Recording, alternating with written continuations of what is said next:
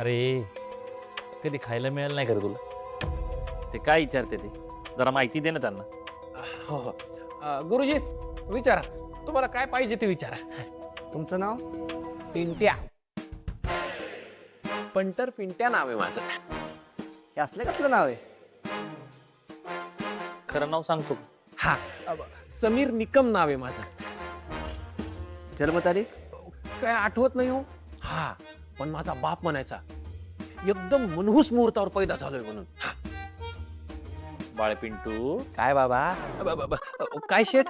झालं आपल्याकडे Aadhaar card, PAN card, ration card काहीतरी असेल ना, त्याच्यावर तारीख असेल का नाही? हा आधार कार्ड आहे ना.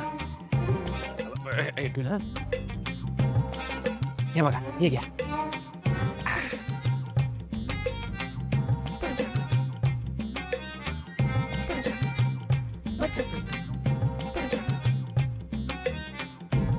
अहो 36 गुण सोडा, लग्न जुळवायला कमीत कमी 18 गुण लागतात, तेवढे सुद्धा जुळत नाहीये. तू छा ठेव बरं खाली, ठेव खाली. इथं पत्रिका जुळणार तू छाड असतो का? अहो आता या चहाचा आणि पत्रिकेचा काय संबंध? ओ गुरुजी तुम्हीच सांगा, हे चहा खाली ठेवल्यावर काय पत्रिका जुळणार आहे होय काय? नाही जुळणार. मग जुळवा मग. काय? कानडीत बोललो का? काय काय करताय?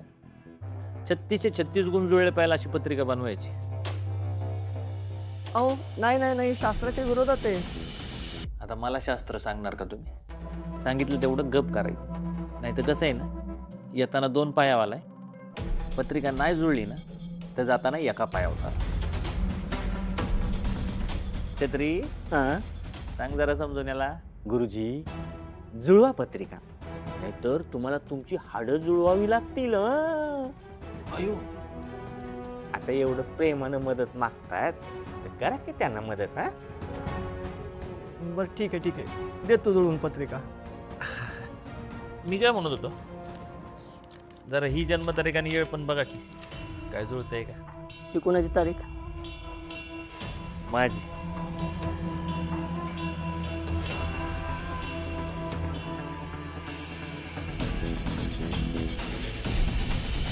अरे रे रे रे रे, जगाच्या इतिहासात एकमेकांशी अजिबात न जुळणारी दुसरी पत्रिका बघितली नसेल. अतिशय वाईट. गप सांगितलेलं काम कर, कळलं ना? नाही तर 32च्या 32 जात घशात गाडी.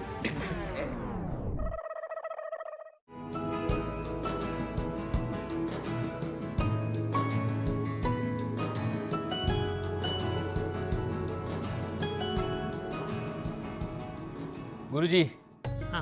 ठीक आहे, नवऱ्या मुलाची पत्रिका आहे.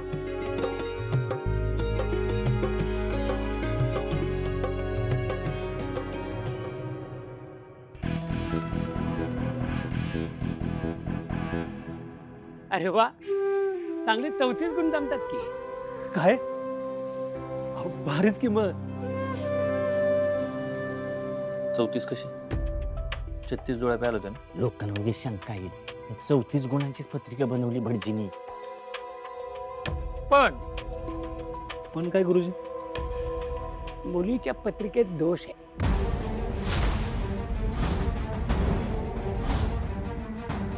तो दोष जर गेला ना तर मग काही अडचण नाही, त्यासाठी शांती करावी लागेल. आता हे काही नवीन. आपण मुलाच्या पत्रिकेची तयारी केली होती, मुलीची पत्रिका आपल्या ध्यानातच नाही आली. काय दोष आहे? लय डेंजर आहे का? होणारा नवरा बिवरा गचकणार असं काही नाही ना. अरे यो तर नाव आलंय, लग्न माझं होणार आहे आणि मीच गचकलो तर. गुरुजी, तुम्ही काय हे सगळं बोलताय? दोष वगैरे? अहो माणूस आता चंद्रावर गेलाय, मंगळावर जायची त्याची तयारी आहे, आणि तुम्ही हे सगळं दोष वगैरे काढत बसलात. हे बघा, मी माझ्या शास्त्राप्रमाणे सांगितलं. आता तुमचा विश्वास नसेल तर नका करू शांती, पण जर काही घडलं तर मग मला परत बोलू नका.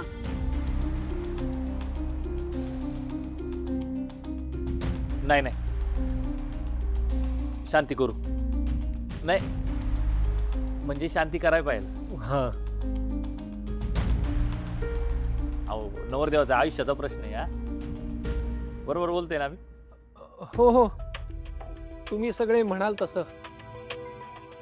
मला काय केली तरी चालेल, नाही केली तरी चालेल. अहो पण गुरुजी, नेमका दोष काय आहे? नक्षत्राचा दोष आहे. पण गुरुजी, दोष काय नक्की? हे बघा, ते जे नक्षत्र आहे ना, त्या नक्षत्राच्या एका चरणावरती तिचा जो जन्म झालेला आहे, तर तिच्याशी लग्न करणाऱ्या मुलाचा मृत्यू संभवतो.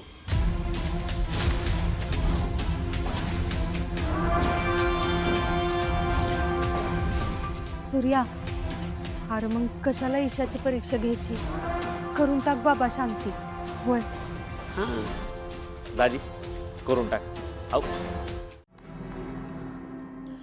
अरे पण सूर्या, लग्न जुळवताना तो मुलगा आणि मुलगी एकमेकांना अनुरूप आहेत की नाही, ते एकमेकांना नीट सांभाळून घेऊ शकतात की नाही, जपू शकतात की नाही, हे बघायचं की असे पत्रिकेतले दोष बघत बसायचे? बरं ठीक आहे, पत्रिकेत दोष नसतील, पण माणसाच्या स्वभावात दोष असेल तर म्हणजे ते लग्न टिकतं का? तो संसार सुखाचा होतो? तुझं, मला तुझं सगळं पटतंय, पण गुरुजी म्हणतात तर परत तेच, आपण कुठल्या काळात जगतोय? हे बघ, शांती केल्यानं काय वाईट होणार आहे का? झालं तर चांगलंच होणार ना. चांगल्या आणि वाईटाचा प्रश्न नाहीये इथे. अगं खर्च पण लय येणार नाही. इथे खर्चाचाही प्रश्न नाहीये.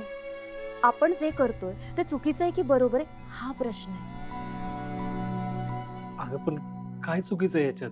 बरं बरं ठीक आहे, तुला असं वाटतंय ना की यात काहीच चुकीचं नाहीये, ठीक आहे, राहू दे.